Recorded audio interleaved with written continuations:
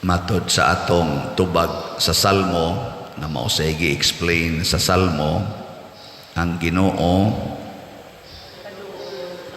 haduol sa mahinulsulon o kasing-kasing.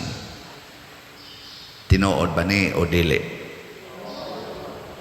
Unsay timaan nga ang Ginoo duol nato? Na wa na ni tingog. Aw di mo mahinulsulon o kasing-kasing, no? Dili mo mahinulsulon o kasing-kasing mo nang wa mo ikatubag inig-ingon haduol ang Ginoo. Kung ang Ginoo mga igsoon duol nato, daghan kaing kasakit. Amo na siya usas timailhan. Lingi ako no ang imong tupad ing na duol kas Ginoo. Basta duol kas Ginoo, daghan kaing kasakit. Tanawa sa Hesus, sukad pagkatao. Siya man ang Ginoo, sukad pagkatao, hangtod na lang siyang namatay. Pulos-pulos kasakit ang naas iyang kinabuhi. Kana palang kapobridaan. Kisa bagod nato'y ganahan ng kapobre. Di ba? Mulikay gitas kapobre. Gani na nagbuwag ang mga pamilya karon tungod sa kapobre. Na ay magsigig report na ko padiron saon ko ni akong bana, adik na kay sa cellphone. Ang among negosyong gamay murag padong na gini pagkalunod kay di naman siya mo atiman sa among negosyo. Nya kun ako sang badlongon, ako pa'y kasab-an. Unsaon man ninako padir. Patay na gid ni anis among mga pagkaon. Kay adik na kay sa cellphone ang akong bana.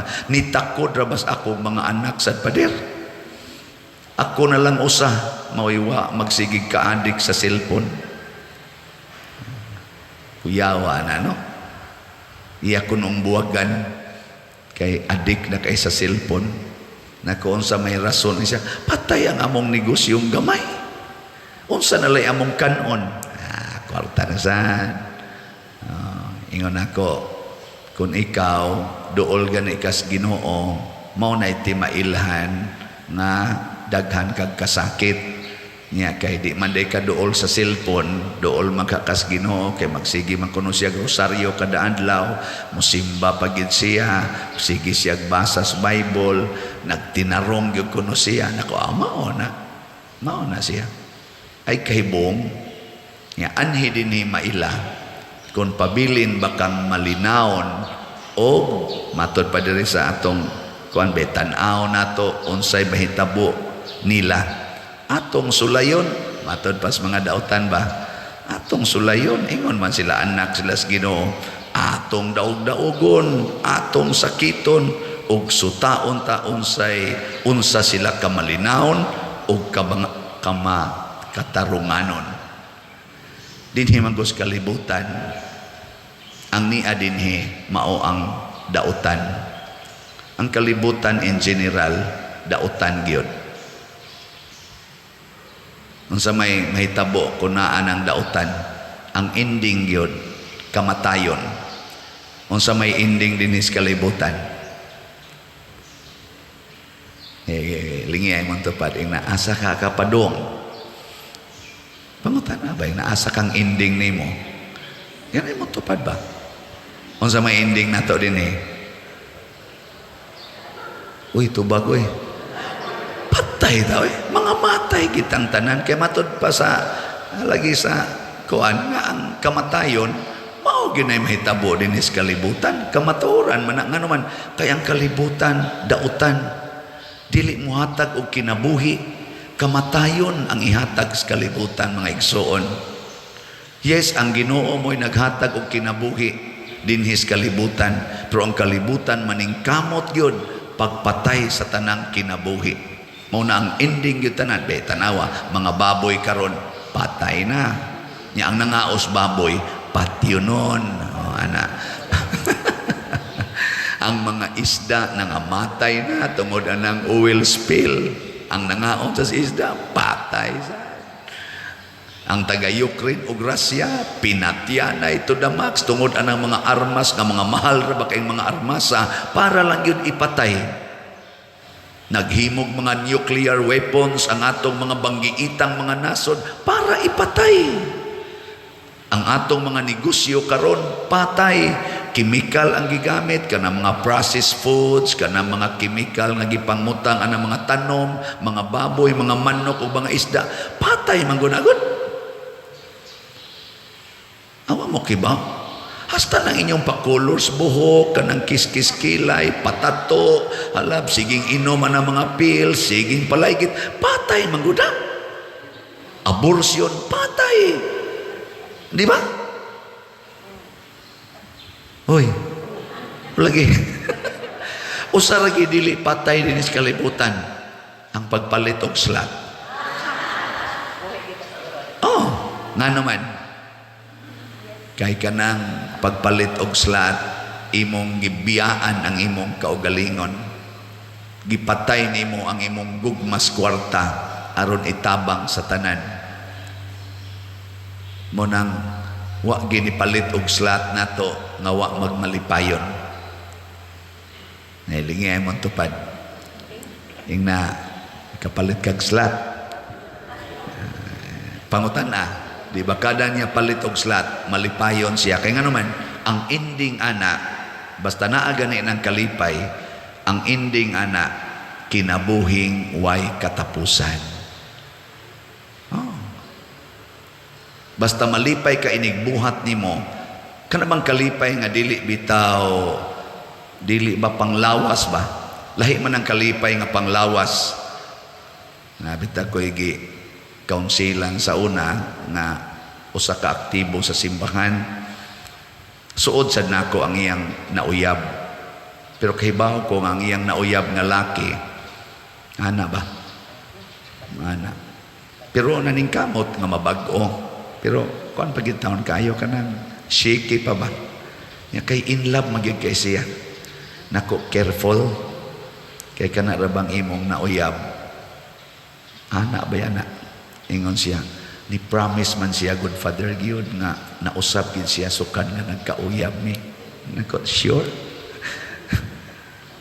Azaman, sakto to iya dili.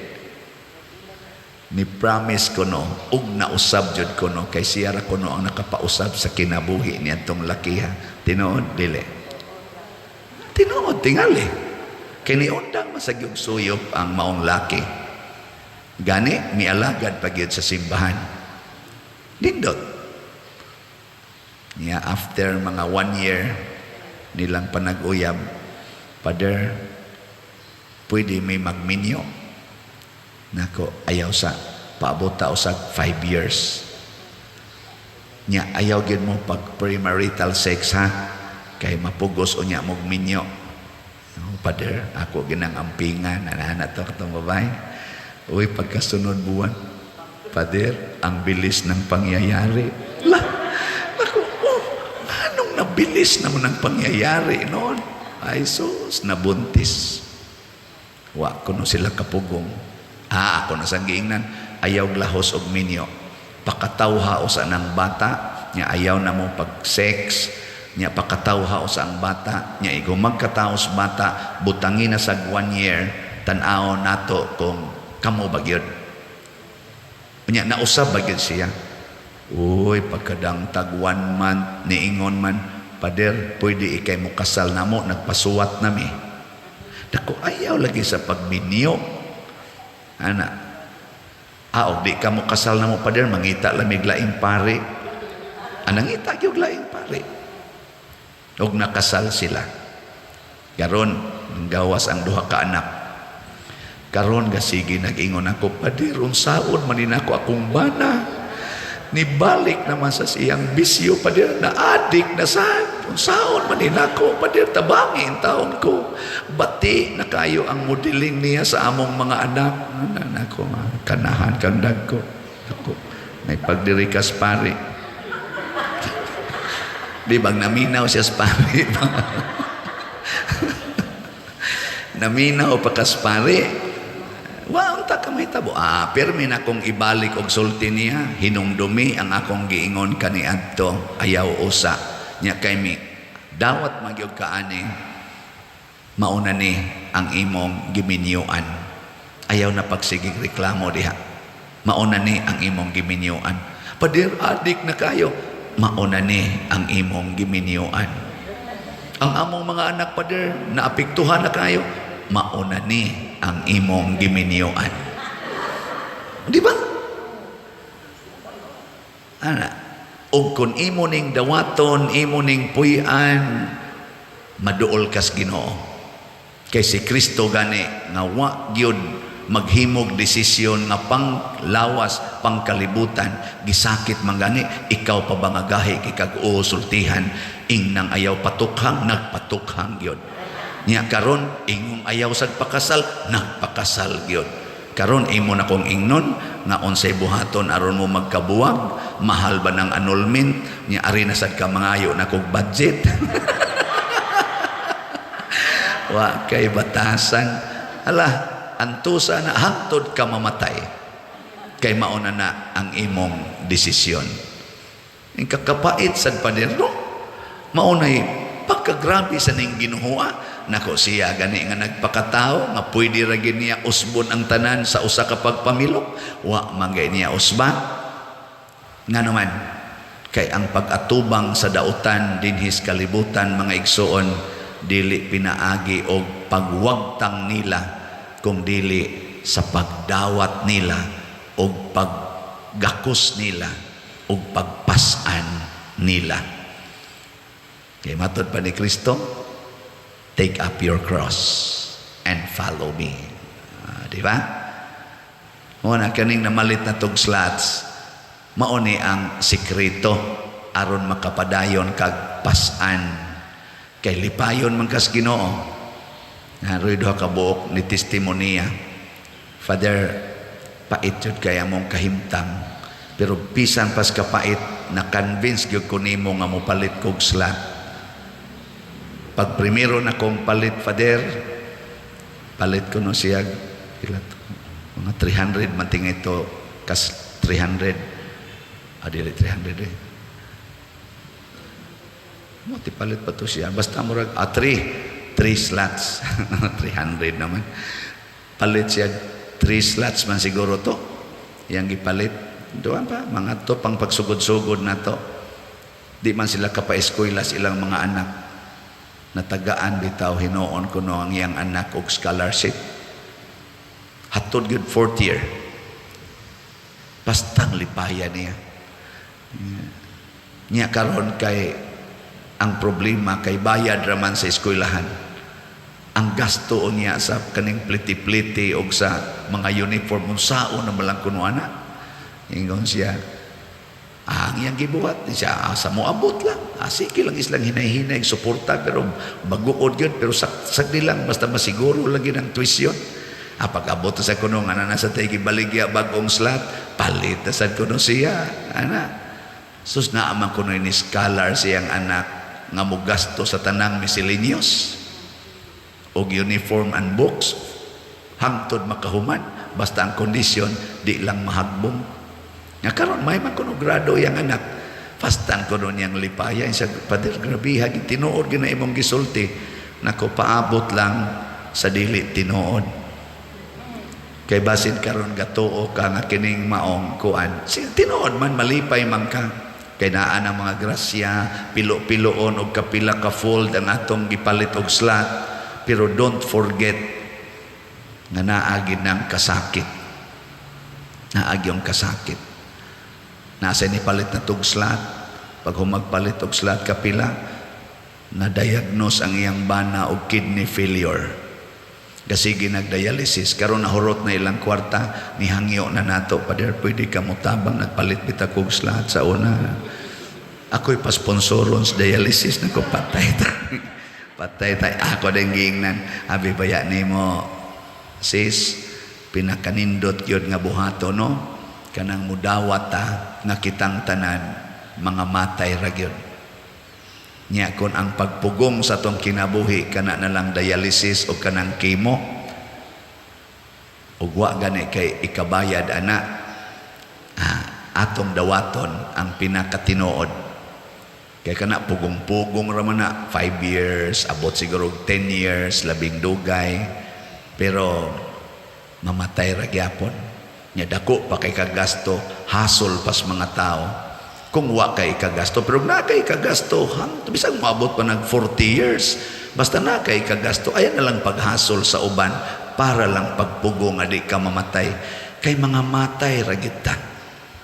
Di na lang ta maghasulay. Na ako ng usbo ng akong gingon din kung makahasol na ko ninyo tungod anang dialysis, kanang chemo, kay basig hapit na ning akong lawas i-dialysis. Ay na lang ko ninyo ipa-dialysis, oy.